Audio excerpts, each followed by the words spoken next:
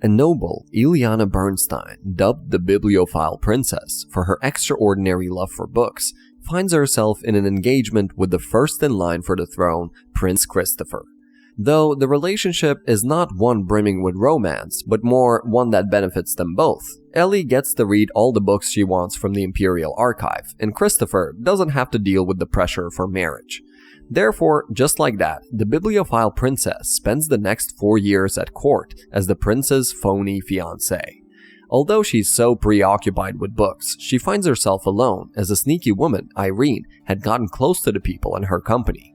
And one day, she finds Irene meeting with the prince. Thus, she leaves the court and realizes that she's in love with Christopher. A few days later, she's accused by the cunning woman, but it seems that all of it had been the prince's plan, and declares Ellie as his fiancé to the whole court, refuting all rumors. Ellie is quite stunned at the unexpected turn of events, as the prince declares her his fiancé in front of the whole court.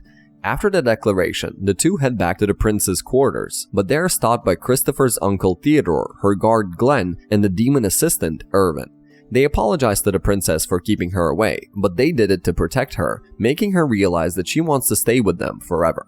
Although Chris's action had even surprised them, the prince claims that he used the opportunity to fulfill the last condition by the elder Bernstein. Ellie gets confused hearing that, and even more when Irene brings up the brains of Sosland. While they are conversing, her brother shows up after hearing about the commotion at court. The prince lets him know that all the conditions have been met, and the brother promises to relay that to the elders. But before leaving, he warns Christopher that if he makes his sister worry again, there will be consequences. And he relays that the king has summoned them to give an explanation on the recent events.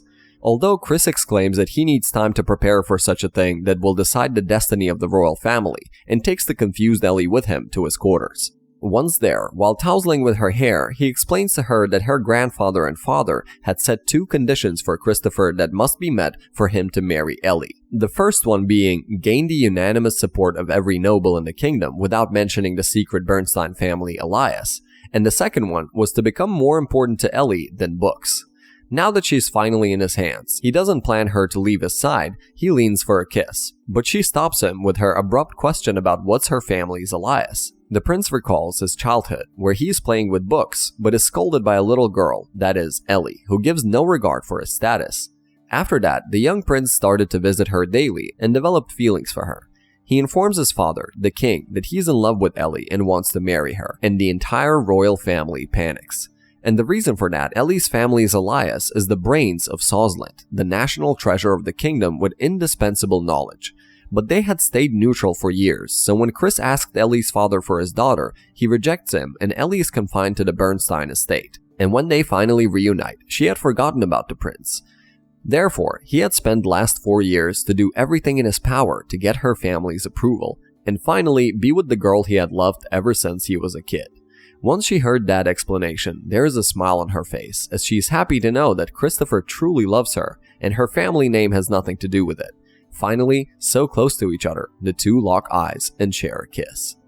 In the past, we see the young prince sitting with his mother, as she tells him a story about a prince and a princess who end up together after many hardships. He questions what would they do if they weren't to be together, and his mother teaches him magic words that will keep the prince and princess happy forever.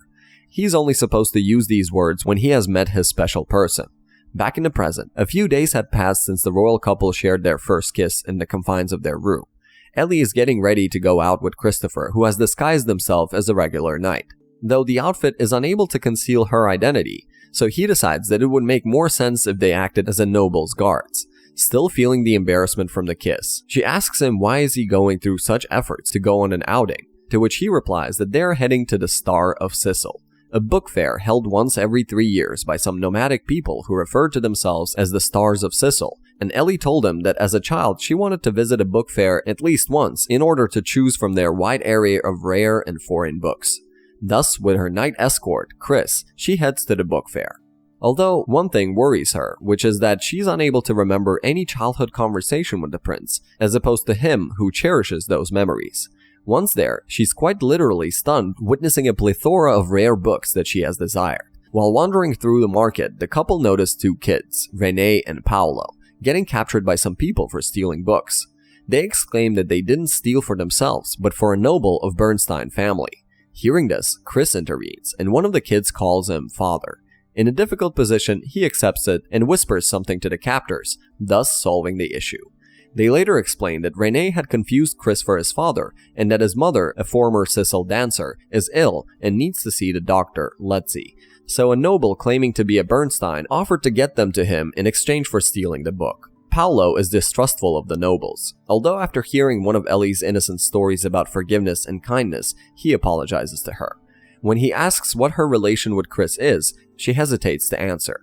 Paolo asks Chris to pretend to be Rene's father for the day to make him happy, on which he picks Rene up and tells him a story about his past when his loving mother had changed after staying 3 years away from her, which frustrated him, and that is when he met Ellie, who taught him that important things cannot be seen. This made him realize that his mother cared for him deeply beneath her strict persona. Thus, he tells Rene to not lose sight of what's important, which makes him accept the prince isn't his father. Later, Christopher arranges a meeting with his old acquaintance, Dr. Letzi, a famous writer, although Ellie's anxiety on how she knows nothing about the prince makes her uneasy.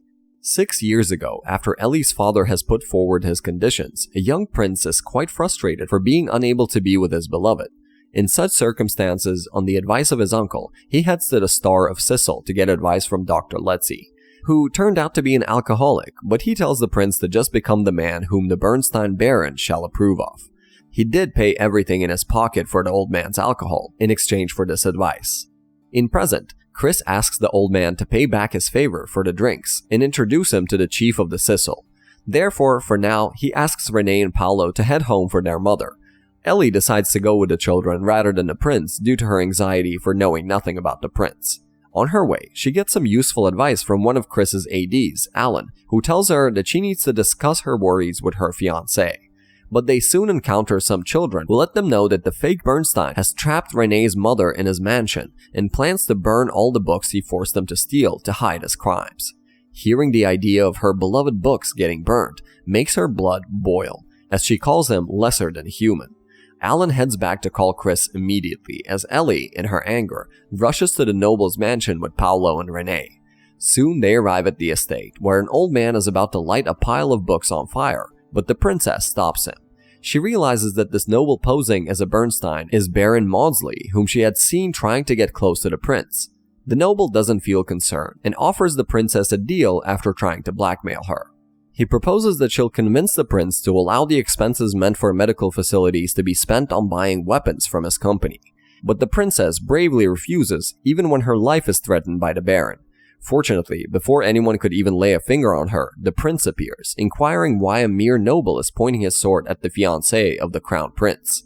The Baron tries to make excuses, but the prince is aware that the noble had recently lost all his fortune because the weapons manufactured at his factory were faulty, and thus he orders for the Baron's arrest.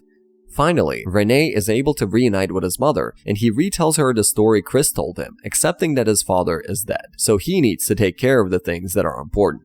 After this matter is solved, Ellie musters up the courage and confesses to the prince that she's unable to remember anything about their past, but the prince tells her that it's nothing to worry about. On their way back to the palace, he shares the magic words his mother had taught him, and he in turn had also taught Ellie as children. "You are my treasure."